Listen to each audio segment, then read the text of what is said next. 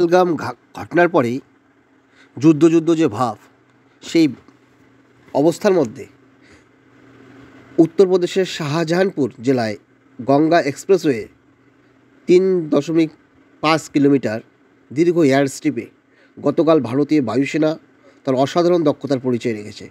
এই কার্যক্রমে বায়ুসেনার অত্যাধুনিক যুদ্ধবিমান Rafael, Jaguar, ম্যারেজ-2000 Su-30 MKI, MiG-29 সহ পরিবহন বিমান C-130J, সুপার হারকিউলিস, AN-32 এবং Mi-17 G5 অংশ নেয় এবং তারা তাদের অসাধারণ দক্ষতার পরিচয় রেখেছে।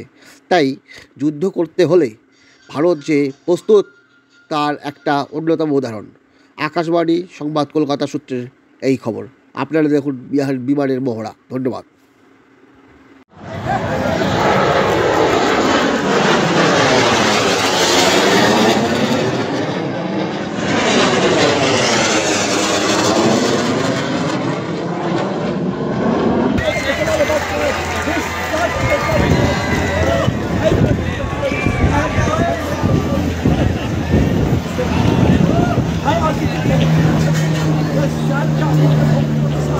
And all eyes appear up towards the sky.